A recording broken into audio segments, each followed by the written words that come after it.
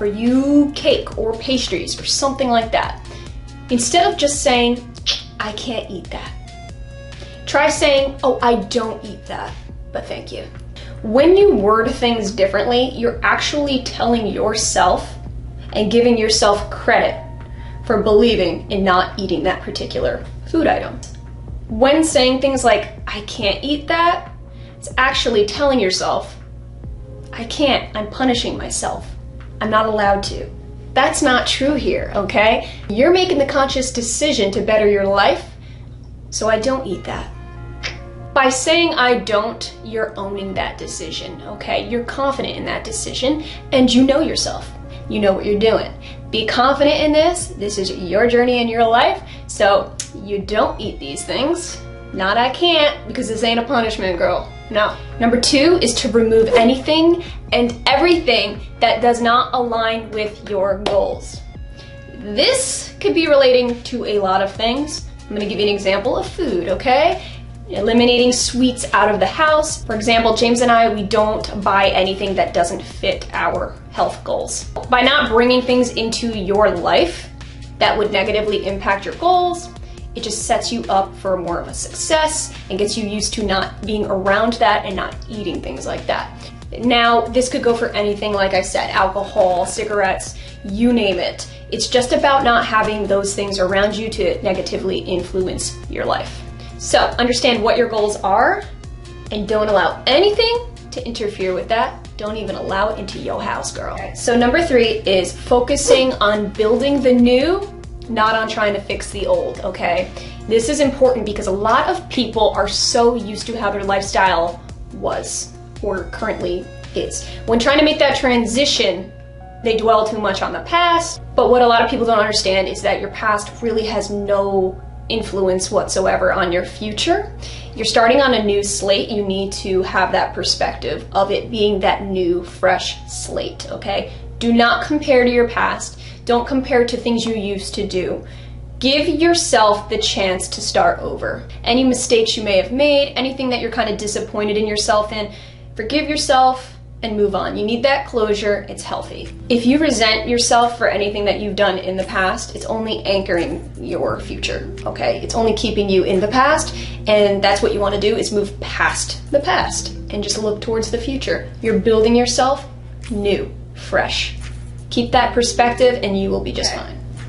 Okay, so number 4 is to shift from motivation to habit. 2 totally different things, okay? Motivation is a very temporary fix.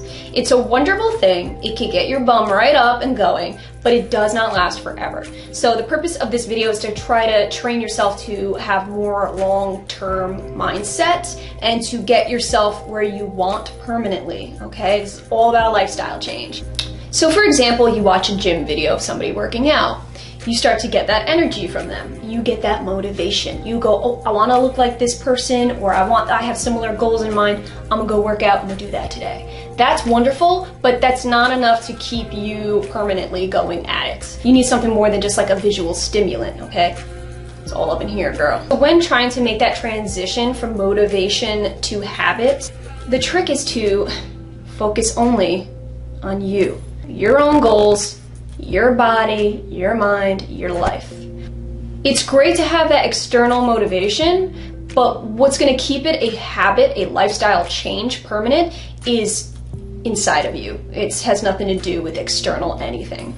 So, with that being said, it does take about 21 days for a practice to become a habit. So, obviously, practice. This is not something that's going to happen overnight and all of a sudden you're just going to be, fine and dandy and have this habit that's just wonderful and life-changing. It takes some serious practice and time to get to that point. So, nevertheless, it will always be worth it. You just got to invest in yourself. Okay. Number 5 is probably my favorite one, okay? I'm going to be real with you, girl. This is something I swear by. I'm very, very strict about, I guess you could say.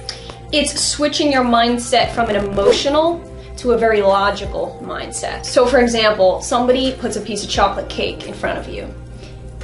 Your first reaction will be emotional. It will be, oh my God, that looks good. Oh my God, I'm salivating. I'm picturing how good that must taste.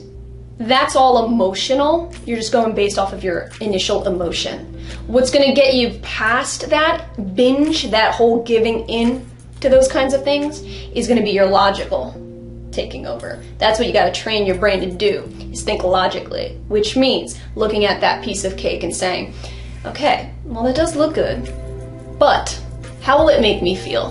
What will it do to my body? What negative effects will it have? And how will it deter me from completing my goals and getting to where I want to get? So it's very healthy to differentiate the two, emotional and logical, and to understand when that logic needs to take over. That is self-discipline in a nutshell. When thinking logically, for example, the cake, you're going to be understanding that you're eating for function and not taste. You gotta be really upfront and honest with yourself in these scenarios, okay? Recognize that emotional and recognize that you need to switch right over to that logic, because the logic is what's gonna get you where you need to go in life. Relying on that emotion, you're just gonna be, no. So guys, this leads me to point number 6. By saying no to that piece of cake, it is not deprivation. So do not get it twisted. Do not think you're depriving yourself. If you think that in your head that you are depriving yourself, you are going to end up giving in almost every single time, because there will not be any end in sight. So you're not depriving yourself. Believe me, deprivation is only when you're not eating at all. That's starving yourself. That's depriving your body. So if anything, you're actually depriving yourself by eating the cake, because you're depriving yourself from nutrients that you could be getting in better foods. So number 7 is to challenge yourself throughout the week intensely. So adding in intense challenges, whether it be nutritional or exercise. So for example, eating super clean a couple days out of the week, like super strictly, or exercising intensely those few days. This is what's going to help mix up your routine enough to keep it from becoming monotonous and boring. Whether we like to admit it or not, humans are designed for challenge. We actually thrive on challenge. Keeping that incorporated into your routine will not only help you continue going in that direction, and it's going to make your everyday routine seem a lot easier, okay? When starting any routine, you might think it's intense, especially if you're not used to it. But adding in these super intense days, these high intensity days, will make the rest of your week, your normal, healthy maintenance, not seem like such a burden. In other words, you will kind of adapt to it a lot better. What used to be a heavy-duty challenge to you will become your new norm, okay? It's gonna gradually go like a chart, like you're eventually going to get to that level where something that used to be so difficult is now your norm. Okay, so tip number 8 is to not call it a diet. No such thing. I mean, there is, but it's just like quick fixes that never last. So instead of calling it a diet, just simply call it your nutritional standards. That's what I refer to it as. A diet is something that has an end line, okay? That eventually will come to an end. You don't want that. You want this to be an ongoing, permanent lifestyle change. I know that people overuse that term diet, and it's almost like the norm. It's just what we as a culture have evolved into just constantly saying. But don't be afraid to just stand outside of that. Outside of the average, the norm. It's okay, you should be proud of being able to say this. You diet when there's events coming up, okay? You diet for a wedding or a vacation, you know, just temporary little fixes. But what happens when those days are over? Nutritional standards are a guideline, a permanent guideline that you must meet every single day in your life. That's what makes it a standard, okay? Keeping that standard in mind as something that defines you in your lifestyle is what's going to keep you believing in it, and it's what's going to keep you from falling off, okay? This is all about permanent. Okay, number 9 is to think long-term versus short-term. So do not get it twisted. You should be thinking both.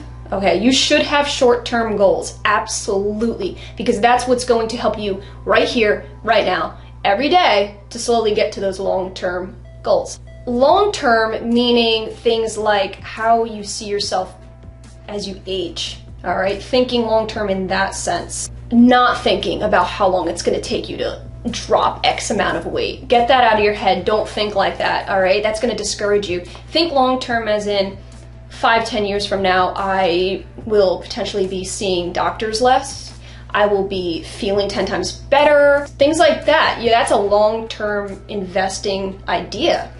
But having long-term just by itself isn't good either, because like I said before, it can get very discouraging. You have to have your short-term goals. View long-term as like a ladder and short-term being as the rungs in the ladder. You can't have one without the other. So for me, long-term would be things like not having to go see a doctor when I'm middle to late age, okay? Avoiding doctors. That's my long-term goal. But short-term goal for me would be like eating clean, going to the gym and exercising every single day. These are short-term goals that inevitably turn into long-term. So, gotta have both. Okay, last but not least, number 10 is just so freaking straightforward right here, right now, but this is how I'm gonna wrap it up. Giving yourself time. Patience is a virtue. We all know that. You gotta give yourself the much needed, respectful time. Things take time, great things especially. So, investing in yourself isn't a one and done. It is a long-term, time-invested thing.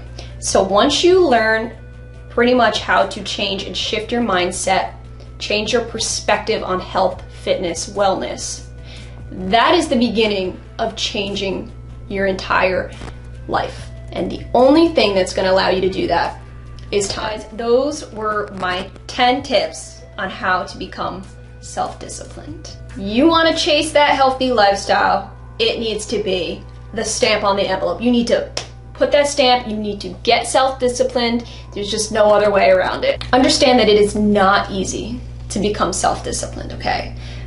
But if there's a will, there's a way. Remember that the body will not go where the mind does not allow it to go. Perspective and mental shifts are necessary. I know, guys, this was a pretty freaking serious video and I got real intense at some times. But it's because I'm very, very, very passionate about this topic. It isn't until you make these mental shifts where it's going to become an ingrained thing, a daily, everyday thing. So if you are up for that challenge, then maybe these tips can help you. I hope that this video did really help you guys. So comment down below if you like any of these key points. I appreciate you guys watching. And again, if you have not already subscribed, definitely do. New videos every single week. I'll see you in my next video.